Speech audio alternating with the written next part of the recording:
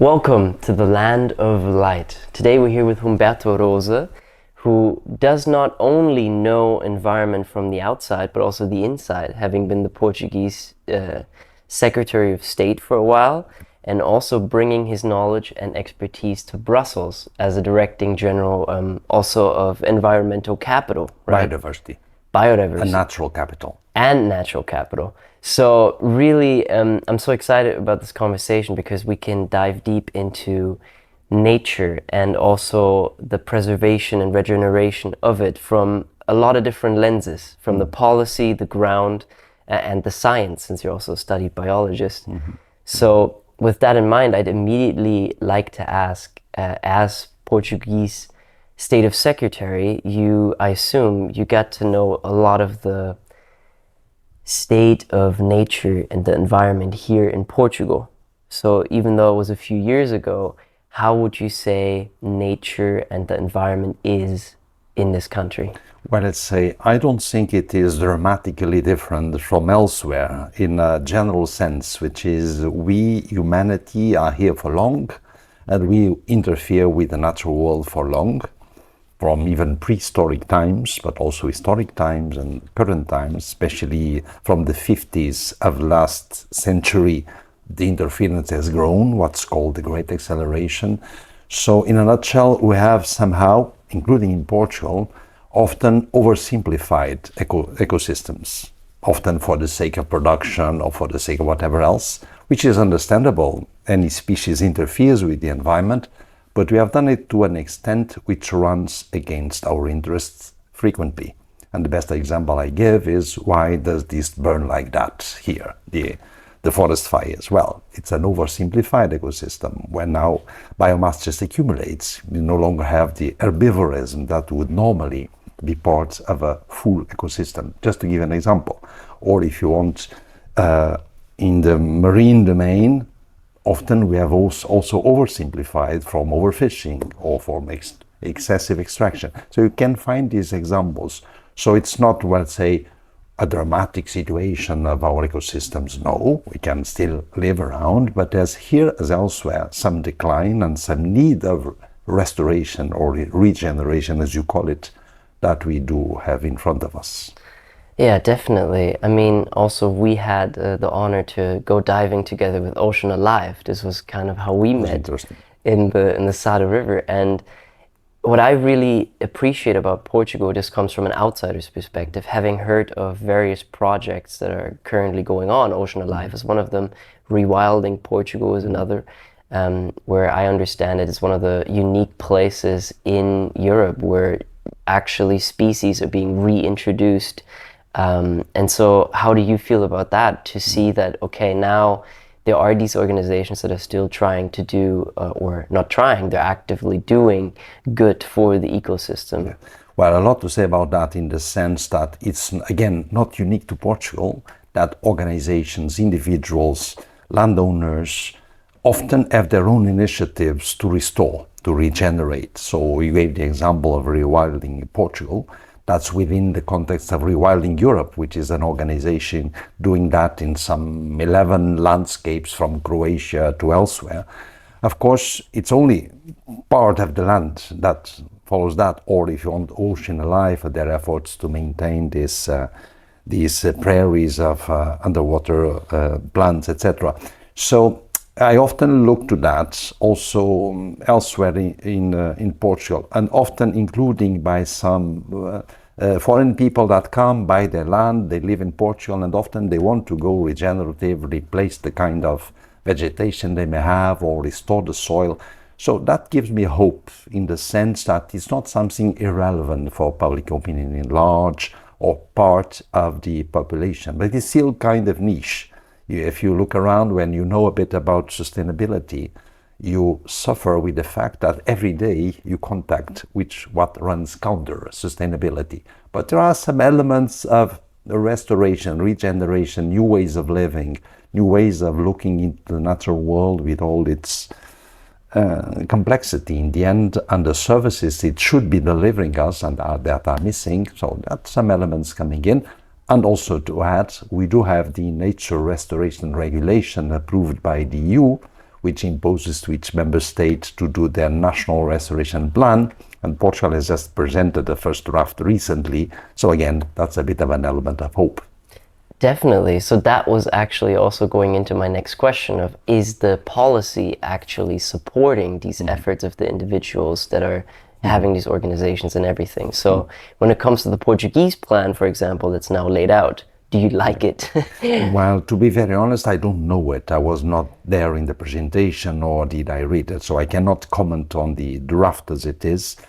But to go more general than just the Portuguese situation, one thing that someone that follows environmental policy for some decades now knows is that it comes with cycles and counter cycles. I mean, since the 60s, there were points when there were development because something happened pushing public opinion and politics in that direction. Then there's a countermeasure, a crisis, an economic crisis, a war, whatever else. It goes down, up and down, but usually it goes in a flow that goes upper and upper. So in a sense, since the Green Deal, which was the motto in one of the periods in the commission I was in, there was quite a push for environmental policy. We are now in counter cycle because there's defense and there's crazy stuff happening on the other side of the Atlantic, and there's these wars coming from several sides. So it's kind of natural, but sometimes that can be a bit bewildering for those that, well, now it's a moment to restore, isn't it? But then there are countermeasures coming in. But anyway, even if the motto right now is not exactly green, everything that was delivered during the Green Deal and all the policy that exists before that, the directives, regulations, they're here to be enforced in the member states. So in that sense, things go on, and I think the motto, and let's say the support for doing something on restoration is out there, especially if you understand, one understands that restoration, nature restoration, is not for the sake of nature. It is for the sake of humans, because we miss the services that are lacking there. So some people feared, oh, you want to put my agricultural activity out of business because you want to restore, or my forest production because you want to restore. No. It's precisely to ensure that you keep producing sustainably and with your soil better, with your forests more resilient, and so forth. So if that's captured by those concerned, by stakeholders, then together with the policy support, we can go on that direction. There's really no alternative than to restore a bit. I mean, it seems that way. And would you say, and maybe this is a bit controversial in ways, but would you say that, for example, the policies of the EU, or as well as Portugal, do they actively help to support nature for the sake of nature or for the sake of capitalism? Or is it more in harmony? Is there conflict between those? Well, it's both and neither, in the sense that, of course, the acquis, as we call it, it does help nature, it should help, while you could also say, oh, but then does it help capitalism? Well, you know, our economy has this bizarre setting that it treats the natural world as infinite. Well, it's not infinite, so you cannot really consider sustainable growth in the sense an eternal growth. That's not possible physically in the natural world. But at the same time, you do need to use the tools of the economic science and context and capitalism, if you want, try to make it go in the sense of stopping degradation and bringing some restoration. And one way to do that is from the risks, dependencies, also opportunities that business and the economics can have from restoring nature, or if you want, from being nature positive instead of nature destructive as it is. So it should go in both ways. But in that sense, I prefer to say that nature policy is there to serve people, to serve, you know, families and landowners and users, because if we keep destroying it, we lose some very valuable products and services that it delivers to us. This is the best way to defend. We don't need to, let's say, agree on a different ethics or a different philosophy. You know, that would be ideal, to have a worldview that we all converge on the extreme intrinsic value of nature, but we don't need that. We just need to agree what would we want to have more as ecosystem services. If we can agree on that, we can restore. And what would you like to have more when it comes to the products of ecosystems? Well, I'll tell you, let's go per sectors. In urban context, more green, it's all win-wins, you know. You have a cooling effect, you have quality of life, more birds singing around, etc.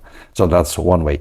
If you look into agriculture ecosystems, what we want to do? Well, we would like to have nature, the living services that replace chemical inputs, for instance. You have now the fertilizer crisis because of the Strait of Hormuz. I was recently in the Green Week in Brussels moderating a panel on soil. And there was actually one of the participants was an intensive farmer from Portugal, which went regenerative, no tillage, reinforcing the soil, etc.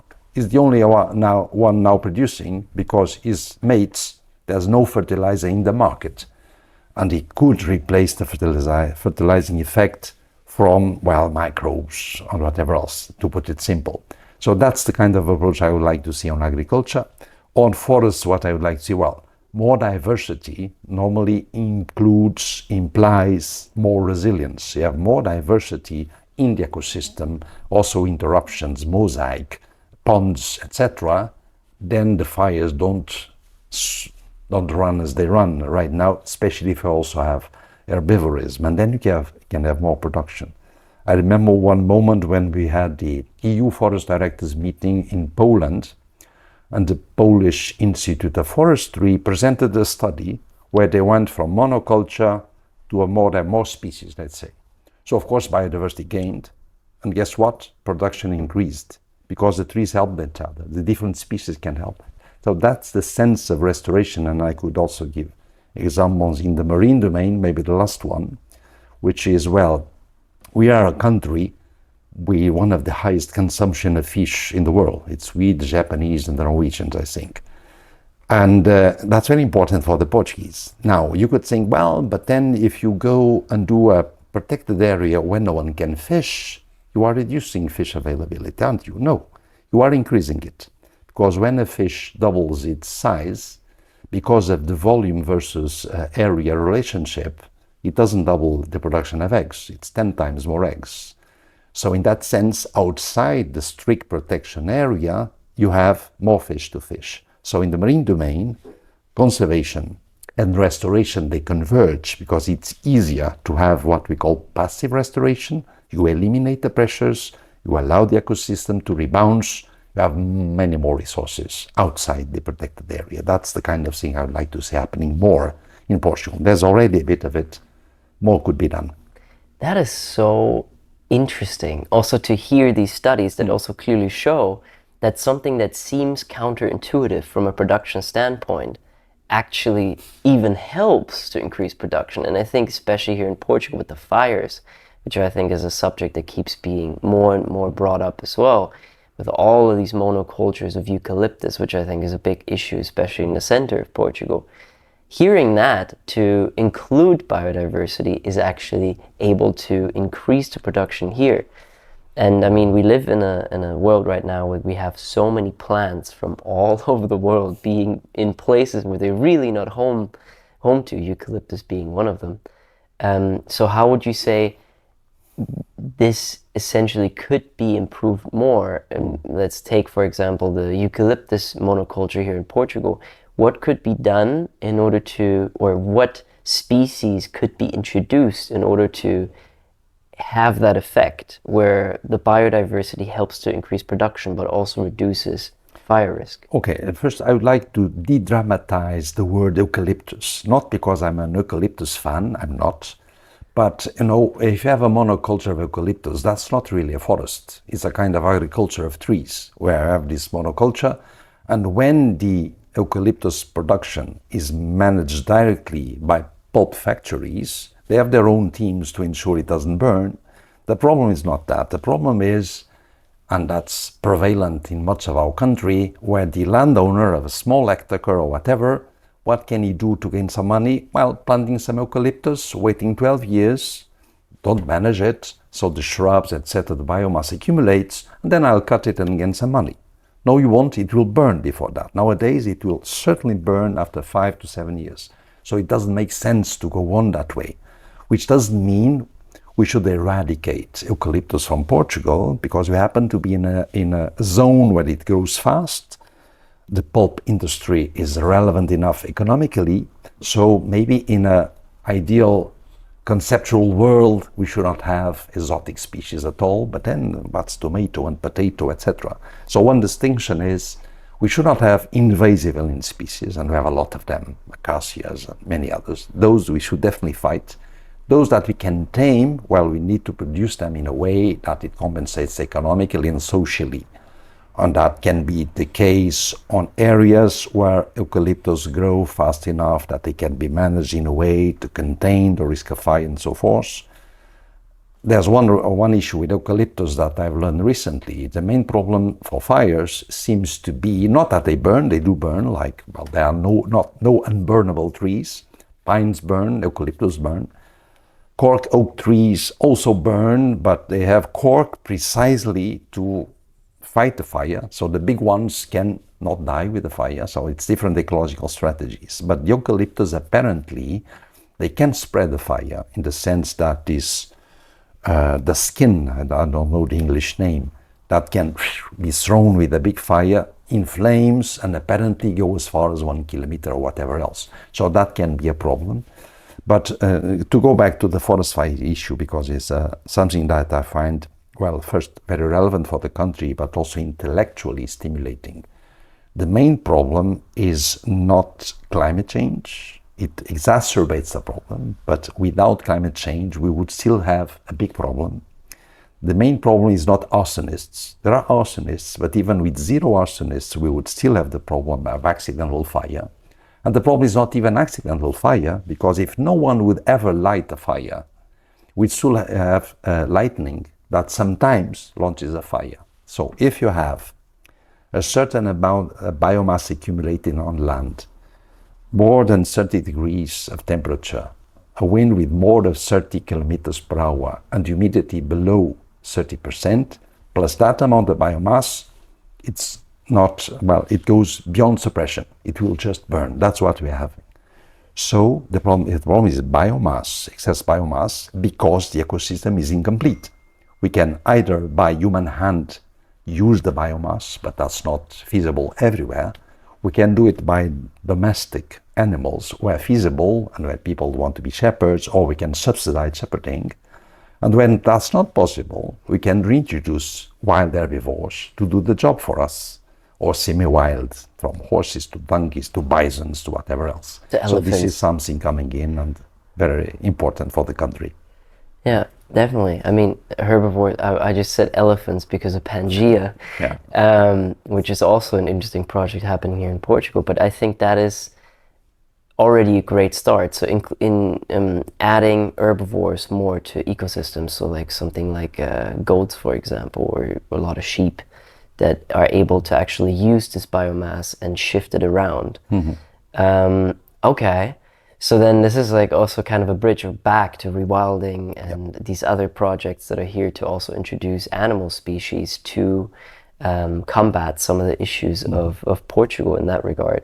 And Pangea is something I'd also like to touch on, because I think it's such an interesting concept to now have an elephant sanctuary here in Portugal that brings these retired circus elephants back into nature, or in like a bigger conservation. Mm-hmm. What are your thoughts on that? First, one distinction, which is I find Pangea a lovely project, especially from the sense of animal welfare and treating elephants, which have a bright mind beneath those eyes. We should definitely give them a chance to recover after the mistreatment, circus, and so forth. But of course, conceptually, it would be lovely to have elephants roaming free in Portugal, but that's not what we are discussing, nor would that be socially possible, because elephants need enormous space to run around, and we have people everywhere. So in Portugal, that's not the kind of herbivores that can come and solve our problem. But you said goats, sheep, and with that, donkeys, horses, ox, bison, those are the big ones, the engineers of the landscape that can do through appropriate grazing, help us on that. But now getting back to Pangea, I find that an excellent an excellent project. I happen to have known indirectly from it for some time. I know it took quite a while to find the right place where to come, etc. I imagine all the permits and all the complications to have elephants come in, but I think it's good for Portugal to have that project, and that it can be good for Europe and elsewhere. But in that sense, well, I'm sure in that area, I don't know how big it is, elephants can be good engineers of the landscape if properly managed. So I hope to see them coming. Yeah, definitely. I guess also having that perspective now where a lot of internationals also come to Portugal. I think Portugal's tourism is picking up more and more steam. Just in a very short time that I've lived here, I've really seen the increase of foreigners also coming and living and staying, but also traveling here. So in terms of tourism and nature and the environment, I'd also be curious if there, or your opinion on if regenerative tourism in a way is possible, where like the tourists are kind of also used, perhaps not as herbivores, but as a species introduced to an ecosystem, as humans are part of nature, to help, or how dangerous is mass tourism in that way, or how could that be managed or implemented in the system? Well, let me put an example, because I think that's somehow starting somehow, which was this so-called 10 Lives Festival. I've noticed this festival. It was a regenerative festival out there in the north of Portugal, in the middle of nowhere, Cidadela, a lovely place. And what was it about? So it would bring young people from all over Europe, including those living in Portugal. I happen to be involved, not from being a young people, but from other issues. And from 7 to 11 o'clock, we would do works on the land to retain water and to stimulate biodiversity. So that's one of the examples of how first, not necessarily tourists, but many were young people that had chosen Portugal to live and were attracted by the idea. And those that promoted it came from abroad. So that's one example. And I find very often people that want to do some restoration on several kinds, like replacing eucalyptus plantation for something else. I've seen that, etc. So in my view, this wave of foreign people that want to visit or live in Portugal is an asset for Portugal. It's an added value. It's a lot of energy that comes in. Of course, like anywhere, migration can cause problems. We have a big cost of housing problem in Portugal, probably the biggest one. That's from, let's say, well, unrestrained capitalism in a way. We should have strong regulating measures to ensure that young Portuguese can also afford a house, not needing to have a rich father or mother to help them buy that. And that's a big problem. And of course, this flux from wealthy foreigners can also aggravate it. But all summed up, and with proper regulation, I see that as very positive. On the contrary, on different views from those that would want to come back and close frontiers, etc., to migrants. I'm totally opposed to that. Okay, yeah. I mean, it's interesting because I mean this network that we're creating, this Lusitania network, so more going into the historical branch of what Portugal used to be, and in that regard also having a bit of a calling, let's say, to be here. And I find it fascinating how many people I also encounter, and from my own experience, that feel like they feel drawn to Portugal for an unexplainable reason, right? Now, heading more into the spiritual realm, but I find it interesting because I think even with activities like the 10 Lives Festival, we see a bigger and bigger draw for community to come together to be more with nature again, with all of those communities as well that practice permaculture in the center of Portugal and the Algarve. So also seeing all of these different initiatives here, I think, in my opinion, Portugal is a little bit like a sandbox where people come and they try different systems of farming, of agriculture. So have you visited some of these communities as well by chance? And what is your stance on all of these different communities trying things? Well, let's say, I don't think we need to invoke spirituality for this attractiveness that I can understand Portugal has, because the climate is nice, gastronomy is nice, it's safe, etc. And we, in spite of what I said, that here as elsewhere, nature has many challenges, we still have some natural grounds out there where people can find alternative ways of living and so forth. And I think many are attracted by that, or others are just digital nomads that want to do their surfing, so they go to Ericeira or Sintra or elsewhere.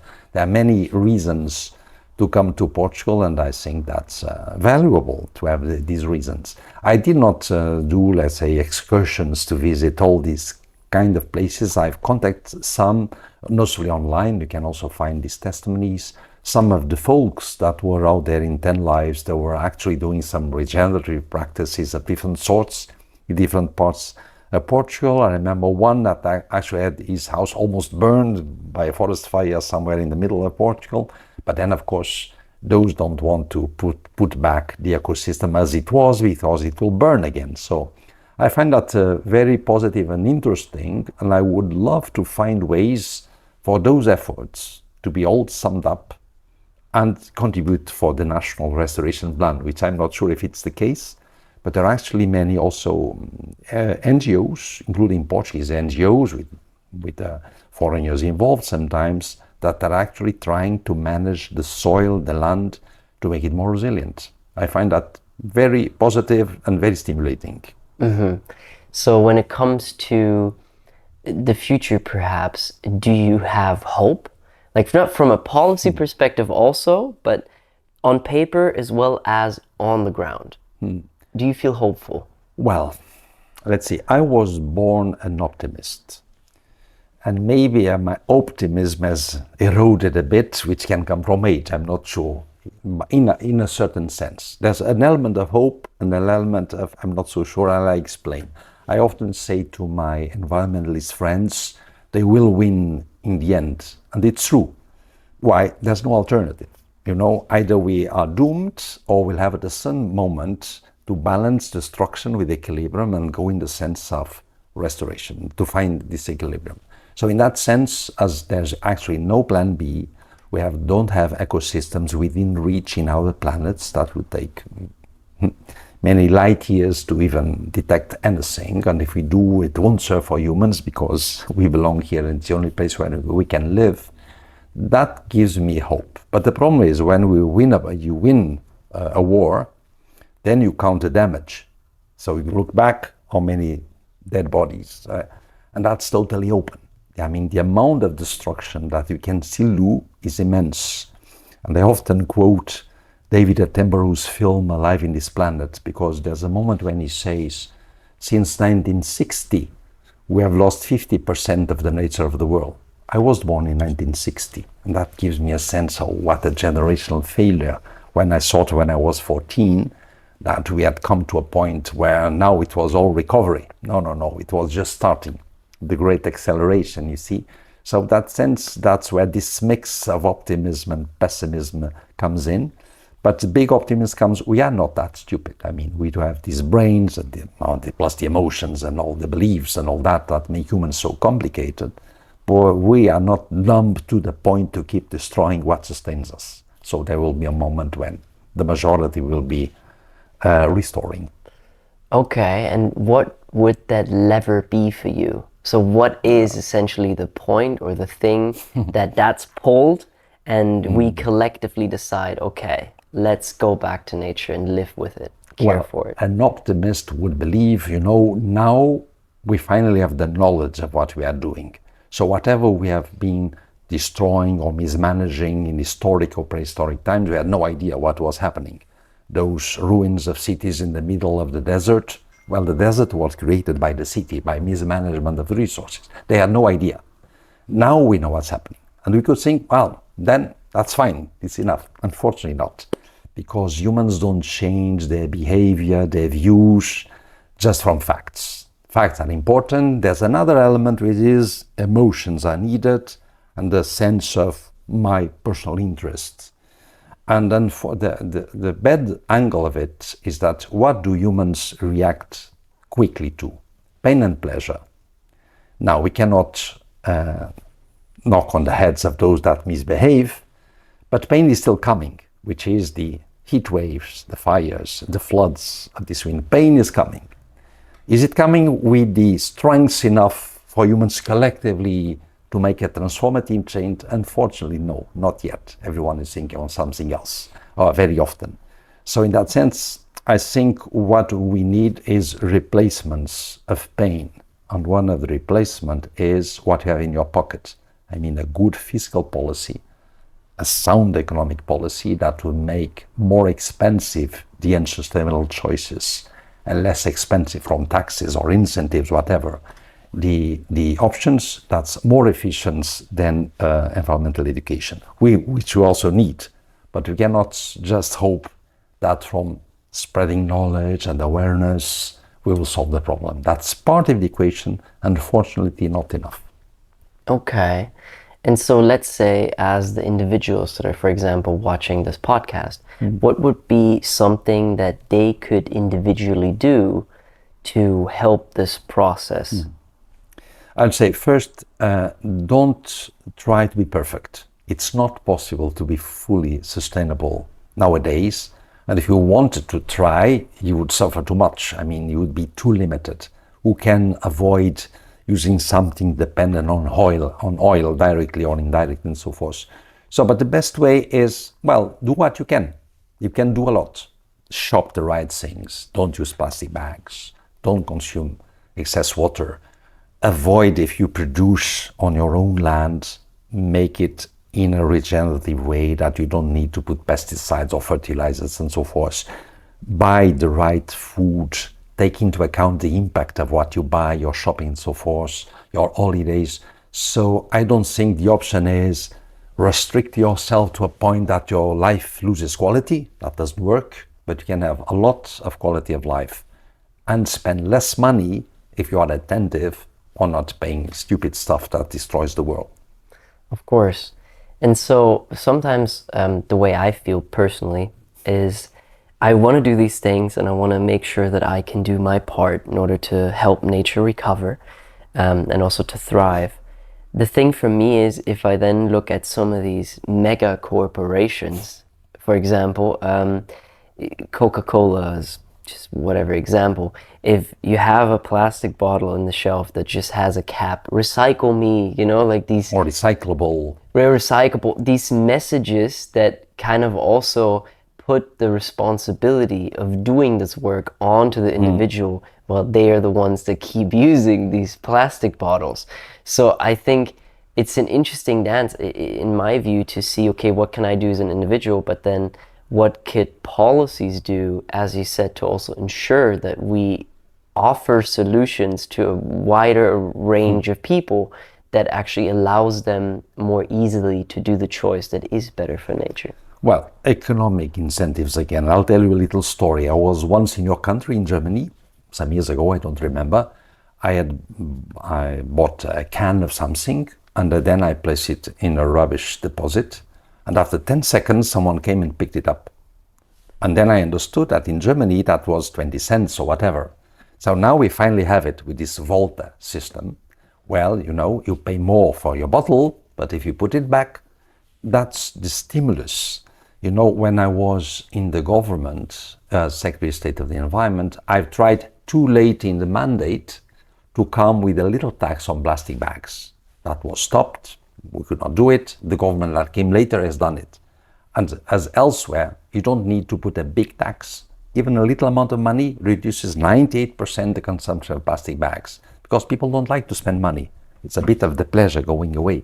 So at this stage where we cannot just say, let's ban plastic everywhere, that's impossible. We are dependent on it. But we can put the right incentives or tax what we need so as to pave the way toward a replacement.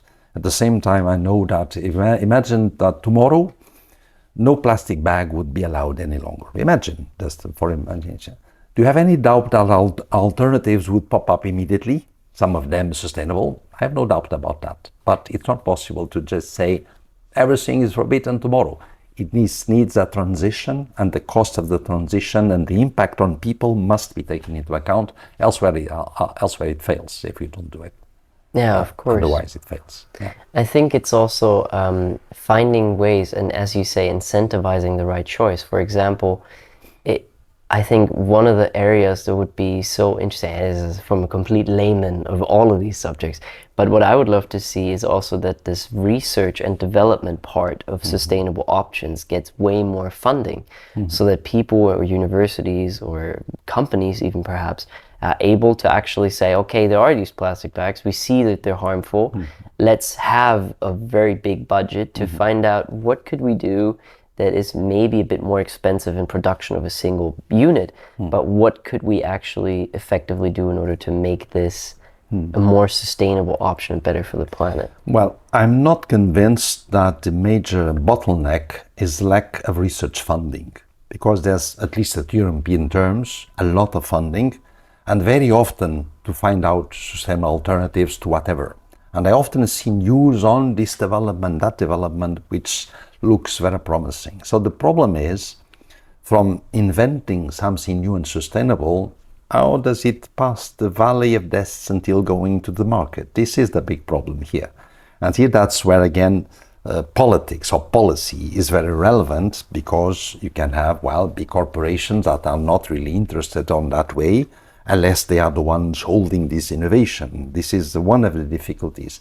So again, my view is that I don't think that the market solves everything for us. I love free markets with a leash. So we need to really control them to avoid abuses. If it is properly regulated, then the market forces plus the innovation drive that comes, well, including from regulation, if properly done, can push us in the right way. But this element of fiscal incentives and regulation is absolutely fundamental if we want to have results. Yeah, okay, fascinating. So, yeah, it's interesting. I mean, I guess, and now your time in Brussels has come to an end. Last November. Last November, so also congrats on the retirement.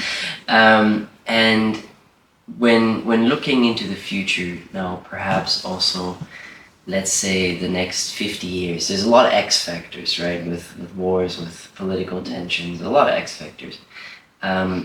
But what would you say, or like as a vision for the future, maybe going back a little bit to the hope thing, but that lever, you know, that it can be pulled collectively, is that something that you see happening within the next 50 years because of all of the things that are also happening with climate change, or this, I guess, more severe change of the climate?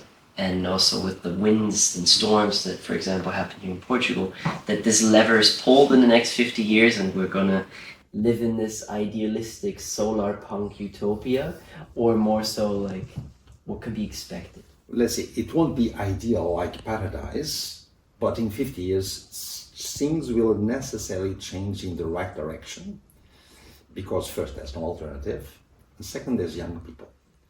I remember once I was being told about a youth policy dialogue done somewhere in Brussels with young people.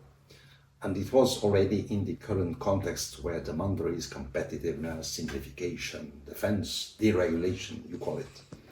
And I was hearing what were the topics that the youth had raised: nature, forests, climate, animals, etc. I said, what? No competitiveness, no simplification in the mind of the youth. Well, it's not really a surprise if you look to these so-called Eurobarometers.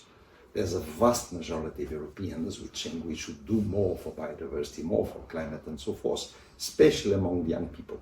So as my generation and others are slowly replaced, I don't think that everyone in the young generations has the right view or the right attitude to know, but there's more and more people that really want to do something. An example I often give is, how come there was a Green Deal? The reason was the political context at that moment. There was a green wave in local elections, national elections, regional elections, European elections. And we had the youth in the streets demonstrating on climate. That has faded away. When I see youth demonstrations, is maybe on Gaza and things like that. But the topic did not disappear among the attention of the young people, because, well, you will inherit the world as we live it. So I do think 50 years is time enough. I won't be here to see, but it's time enough to be sure that we will be closer to sustainability, not least because of these cycles and counter cycles. I predict, I don't know when, there will be something, a wave of green policy coming stronger than the Green Deal, because things are not running well out there. People feel, and politics will have to move. Meanwhile, we have these stupid things like wars. I don't think there's anything more stupid than a war, I can imagine. And things of the kind, or denialism of climate change, as you see from the President of the United States. Okay, we'll have to wait for that to pass and the facts to orient our direction in a better way. But I do have some hope that if I ever have grandchildren, they'll face a different world. There will be some plastic around still in the oceans, etc. But we could manage. Another image I like to give is, there are those that say that this current geological era should be called the Anthropocene, because we are the ones, humans, which are the major changing factor of the biosphere. And I agree, we are the major factor.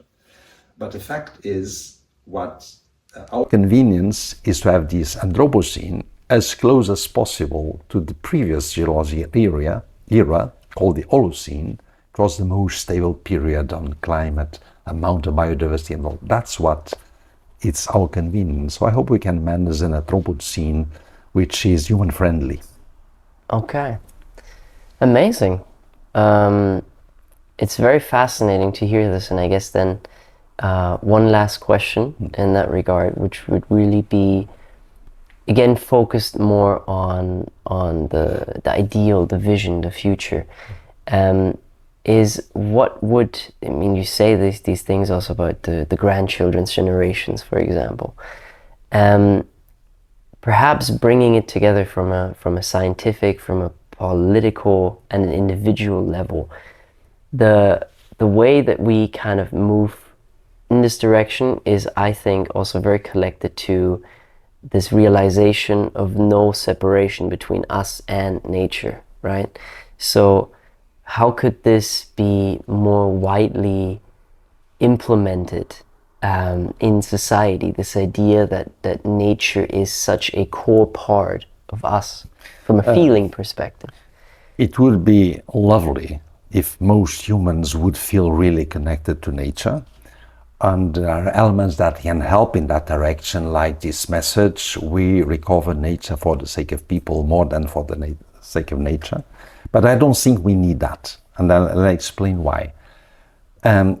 Something I've noticed is that one can find consensus between very divergent people with very different worldviews, hierarchy of values, etc. If they sit together with goodwill to listen and find out where is the common ground, where can we agree?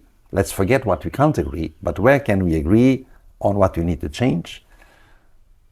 Then you can get results. You should, of course, not lose your time with those that are sitting there to separate, to split, to polarize, and to spread hate among people that we keep in the sanitary place out there. But on others, I'll give you one of my best examples. There was a moment when there were farmers' demonstrations in several countries of the EU, Brussels included, on limitations that farmers were feeling, including from the Green Deal. And the reaction of the President of the Commission was to launch a so-called structured dialogue. It was actually a German professor that had some experience on that was brought in to moderate this dialogue. There were some 29 representatives from NGOs, Greenpeace, BirdLife, etc., to the industry of pesticides, landowners, whatever. I thought, how can these divergent views on agriculture ever agree? I thought it would fail, to be honest.